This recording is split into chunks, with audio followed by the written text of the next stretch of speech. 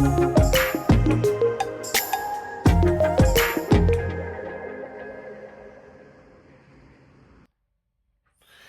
and welcome to Packwise Gear. So today, what we're going to do is I'm going to do 4 videos of my different passport wallet organizers, travel document organizers. And here on the table, I have Lewis & Clark, which I have been using for 10 years. Then I have recently purchased GrandTrunk Passport Wallet and travel documents organizer. And another one recently released by Peak Design, their passport wallet. And kind of 1-year review of Spigen Life passport and document holder. So I'm going to do all these. Obviously, I'm going to give some travel tips as well as we go along. But the whole idea is which one I use it for and which one I can recommend from these 4 different brands and 5 different wallets and organizers. Obviously, I cannot talk much about it at this point because I haven't even opened yet. So I'm going to unbox with you guys. And but I do have, and this is also a new purchase like a couple of months ago. I do have a travel coming in next a month or so. I'm going to 3 to 4 different countries, and I will be taking Peak Design and one of these 2 with me for the travel. So so obviously when I come back, I can give more comprehensive review. But let's go over. This is a steal deal right now, and once I dive into this, I'll give you why I feel like that, and obviously I'll talk about this, the one I have used for 10 years, and why I moved on. You can see that the zippers and everything is like really used up, and great one. So anyways, so I'm gonna start. We'll start different videos. So this video will focus on the GrandTrunk brand, and I'll do a deep dive into this, and then we'll go to the other videos. Thank you. Hello guys, welcome back to Packwise Gear. So today what we're looking at is 2 GrandTrunk products. One is the passport wallet, and one is the passport travel documents organizer. So I'll highly recommend that you travel with these 3 combo. Okay. Now just some travel trip tips here, and I'll in this video, this will be a little bit longer video because I'm going to talk a little bit of really the travel trips you need to survive and enjoy your travel, and make sure you don't get in any sort of trouble. So coming back to the product. So this product, GrandTrunk Passport Holder, in the nutshell, they're advertising that it can carry multiple passports. The exterior of this is Oxford nylon exterior with RFID-blocking lining, which comes with built-in telescopic pen. Yes, it does. And then it has 2 zipper pockets, 1 big pocket for boarding pass, 1 hidden pocket, multiple coin and credit card slots. And I'm going to go deeply into that. So before I dive into the product in detail, I would like to talk about a couple of travel tips. So when you're buying a passport holder and it's mentioned that it has RFID blocking mechanisms, what that even means and what you're buying. So these days when you go to McDonald's, Starbucks, you try to pay with your phone, Apple Pay, Android Pay, different mechanisms to pay, right? So in between your phone and the POS, point of sale system, there's a range of about 1 feet, 2 feet, and then it can read or maybe a few inches. Then it reads your phone and you pay. The point when you're actually interacting with the POS device is where you are most vulnerable. That's where if there's a hacker around or any device which is listening can take your information.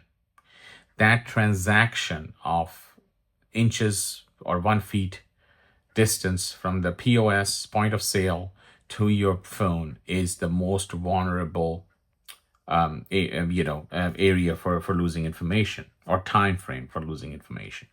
So there's no way to protect it. There's only way to protect yourself is bring the POS device near you rather than actually taking your phone over there. That way you're the most protected. By the way, I know all this because I'm also cybersecurity expert. So, but traveling has made me more aware of all these things as well, because I have traveled to 41 countries to date, and lived in a hotels for 600 plus nights. So I know what I'm talking about when it comes to travel advice. So so coming back to RFID. So when they sell you wallet on Amazon or any of these designers, what they do is they put internal lining in the wallet, which has RFID listening device mechanisms, which they just cannot read, because the lining will protect you from all the signals coming from outside and taking your information. So, but do they really have? How do you test something like that? Well, there are devices available up in the market where you can actually put all your credit cards in the wallet, and you can run the device around the wallet and you can see if you can read anything. But those devices are very expensive. I have come up with a poor man's idea of how we can test that. So one way to test that is within this wallet, you put Apple AirTag in multiple different areas and pockets, and try to use your iPhone and try to find that. If you cannot find it, even it's sitting right next to you, fully charged, then it means this has RFID blocking. So I tested this one, and it does. So the tips I'm giving you guys is really the tips you need to really understand the things you're buying has those things which the seller is telling you. So and this RFID protection is extremely important. I have seen cases where people credit card information got stolen, passport information got stolen, green card information got stolen, and driver's license things are gone, and then something comes in your credit card report and you get surprised. Hey, how did that happen? So things like that. So keep things in mind that you need to test those things, especially the one you buy from Amazon, eBay, because you don't know the sourcing of the materials. You don't know if that it has that stuff or not. Another way to protect this is buy a card like this. So if you have an older wallet like this pouch here, X-Pack, it doesn't have any sort of protection. What I can do is I can put this card in. Now the whole pouch is protected by those devices, the devices from the hackers. So you can get this card from Amazon. I think I got the $9 I paid for this, and I have 3 or 5 of these, which I have all over in my bag. And yes, of course, the backpacks are not RFID protected. So if you have anything, try to put all your credit cards in 2 different pouches across your pack out of travel. Don't put all your eggs in one basket. What if this gets stolen, God forbid, and then you have a backup mechanism? Like I usually have a split of a couple of credit cards here, a couple of credits, cash. I'll squeeze in $300-$400 on the side, and other rest of the amount I've used during traveling on one side. Okay, so just some travel tips over there. So anyways, coming back to the pouch. So on this one, for the outside organization, they have a zipper pocket here, which you can stash coins, SIM cards, Apple AirTag, and also this goes till here. So this is from this point to this point. It's a really tight pocket here though, but has AquaGuard zipper for water. Now, what you can do is, if the lining of RFID protection is inside this fabric, you can definitely put AirTag here and can use as a tracking device. But if you put the AirTag inside the wallet, then you might not have the tracking ability left. So I'll show you how that goes. Okay, so let's dive into the main compartment. Main compartment has multiple organizations. So we have passport slot, we have coin slot, ID slot, And then we have a credit card compartments, can take about 5, 6, 7 credit cards right now. ID slot can take your driver's license, maybe another card. Has hook and loop to attach anything. AirTag can also be attached and put in this direction, and it's open from the bottom. It can relay signal. I have multiple cards here to demonstration credit cards, mock props, and priority pass if you have airport lounge access. Here in the ID slot, I have a tile tracking. I bought this, but I really regret it because one of the YouTube influencers recommended this, but it's not good. And the reason it's not good is because not about tracking. It has battery life of 2 to 3 years. After that, it's garbage.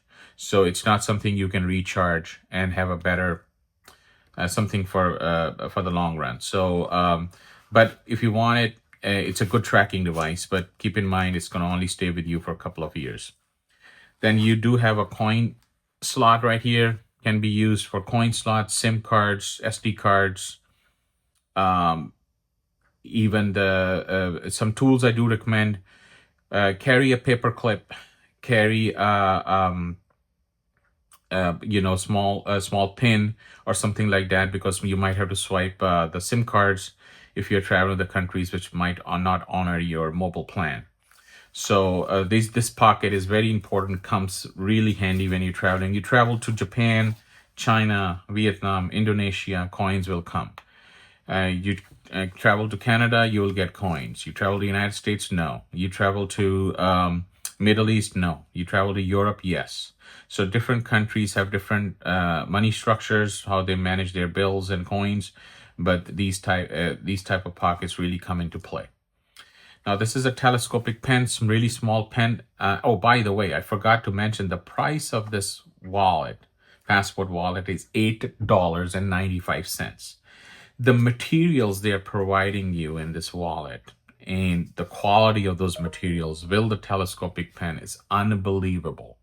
It's a steal deal right now. It's on sale, right? I think they're coming up with a version 2. They cannot discontinue this because they offer a lifetime warranty, or maybe if they want to replace the warranty with cash or store credit, that might be a different ballgame. But what I'm saying is that even this is getting discontinued, I think this is a great buy for $8.95.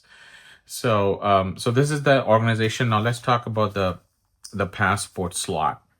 So it comes with this pull tab. So if I pull on that, the passport comes out. And if this is my old Canadian passport, canceled. And if I have to put it back in there, what I will do is I'll put at the back of this mechanism. So if you're buying this, I'm just giving you instructions as well. This goes right in there. So this pull tab is nice, easy. Somebody, you go to immigration officer, boom, and give him her the passport, and off they have very minimum time over there, and they start looking at your face if you don't act quickly. Anyways, so this pocket here, I wish they have some kind of mechanism, magnetic, to close this out, or some kind of zipper. And a little bit more room, not that tightness, would have been great. Or actually a better solution will be to actually have a zipper pocket outside, but they never did. Anyways, so I'm using this for the boarding pass, and you see also another mistake, like why you put the label here, put it up on the top here. I understand they want to conceal the information. Put a flap around it, put up on the top, blend in the fabric, make it more relevant, or make it actually better will be make some kind of a hidden pocket where you can actually stash in the air tag, like a lot of airbags has it. So, and also this idea is great, but the execution is wrong.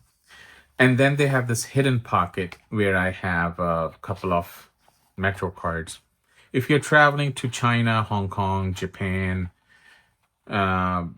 London, New York, you need Metro cards. And once I get it, I keep them, keep recharging them if I visit that city again. And you need all that, because moment you land, you need to hop on a train and you don't want to waste your time. All right, so this pocket is great, but again, not that the level of protection ideally will be, I will appreciate. Now, this is a personal opinion.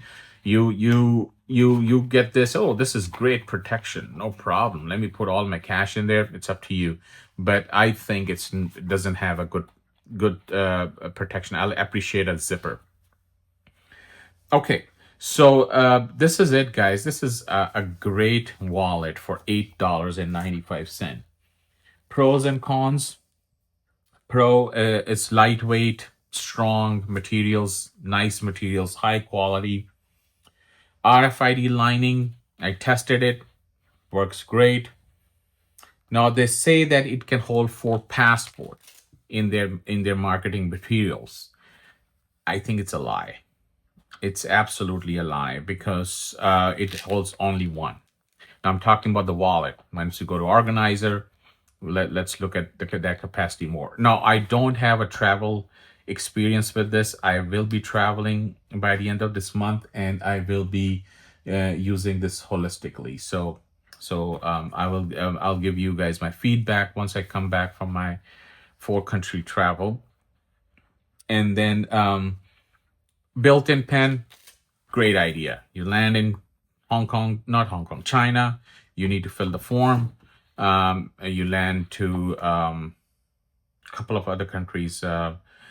Japan, yes, Japan, yeah, Japan, Malaysia. You need to fill those forms still to date. Indonesia, very heavy on forms. So, but they do have digital mechanisms as well. So don't get me wrong. And nothing about these countries. I love all these countries. They're great countries, but it's just like they need to improve their processes. And Japan is the most phenomenal when it comes to processes, and Hong Kong. Another thing is that let's talk about the cons now. I think the biggest con for me is these pockets are very tight. You're giving 5 card slot, which are very tight. All these pockets are very tight, very limited, and I don't feel the comfort of that my things are secure at this point. Now, when I travel with it, I'll give you more feedback, but I might go with something like this rather than this and use other ones for my passport holder. Boarding pass slot, great idea, but again, missing the sense of security, especially on the hidden pocket. Now, how do I carry my cash, guys? Like, I do carry this couple of different mechanisms. I don't put my cash in the passport wallet. I put my cash in something like this. It says X-Pack material pouch, and it's green because for me to see where my cash is. By the way, this is all props. In props we trust. So always split your money. Put the half of your money in a different organizer. God forbid, and if you lose something, you have something to go home or find a telephone or go to Western Union and call home, right? So split your cash, split your credit cards in 2 different organizers. And that's another travel tip I can give you. This is very important because you don't want to, if you lose things, you don't want to. Cash is very important when you're in trouble. Another thing is have some kind of notebook with you to jot ideas, make contacts, write down the address, write down the phone number, comes in handy. Of course, in this kind of organizer, you cannot put both things. So usually I put this in my sling bag, which is always on me, and split it between a backpack cash and a sling cash, okay? And I usually put my passport organizer in the sling and the backup travel documents. For always keep a photocopy of your passport, photocopy of your IDs. In US passport, the second last page, make sure you take a copy of it and put in the backup document folder, because that is what you need when you go to the embassy. Same on the Canadian passport. Take the copy of the front and the second last page and the last page of the passport. Keep a photocopy of your ID cards in the backup, and you can put the IDs here. Okay. So this is some other travel tips I can give you guys. yeah, that's it, guys. So this is it on this pouch. And in the next video, I will be reviewing the bigger one, the organizer. Keep watching Packwise Gear.